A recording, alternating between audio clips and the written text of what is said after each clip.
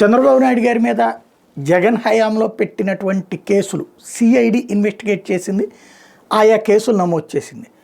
దానికి సంబంధించి ఇప్పుడు ఒకవైపున ఆ కేసుల్ని అందులో అధికారులే మేము తప్పుడు స్టేట్మెంట్ ఇచ్చాం, అందులో సాక్షులుగా నాడు రిపోర్ట్ చేసినటువంటి వాళ్ళు సాక్షులుగా ఉన్నటువంటి అధికారులే తప్పు చేశాం మేము అని మరొక స్టేట్మెంట్ ఇస్తూ ఆ కేసులో క్లోజ్ దిశగా అడుగులు వేస్తున్నారని వైపున వైసీపీ ఆరోపిస్తుంటే దాన్ని కంట్రోల్ చేయడానికంటూ మొన్న మధ్యన పాత్రికేయుడు తిలక్ గారితో ఒక పిటిషన్ పడింది. హైకోర్టు దాన్ని తోసిపుచ్చింది. ఇది ఈ కేసులన్నీ సిబిఐకి ఇవ్వాలి అన్నటువంటి. ఇప్పుడు ఒక లాయర్ ఏకంగా సుప్రీంకోర్టులో వేసిన పిటిషన్ని తీవ్ర స్థాయిలో పిటిషన్ మీద తీవ్ర ఆగ్రహం వ్యక్తం చేసిన సుప్రీంకోర్టు అసలు దాని గురించిన ఆర్గ్యుమెంట్లో ఒక్క మాట వినటానికి కూడా నిరాకరించింది.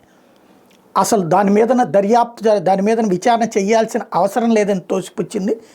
అనవసరమైనటువంటి పిటిషన్లు అంటూ ఆగ్రహం వ్యక్తం చేసింది. తద్వారా చంద్రబాబు గారికి సంబంధించినటువంటి దాన్ని సిబిఐకి ఇవ్వడం అనేటటువంటిది అసలు ఆర్గ్యుమెంట్సే సుప్రీంకోర్టు వినడానికి ఒప్పుకోలేదు. కాబట్టి నెక్స్ట్ ఏం జరుగుతుంది అంటే సిఐడి నిదానంగా ఆ కేసుల్ని విత్డ్రా చేసుకోవడమా, లేదంటే కనుక ఆ కేసులకి సంబంధించి క్లోజ్ అయ్యేలాగా చేయడం అనేటటువంటిది జరిగిపోతుంది.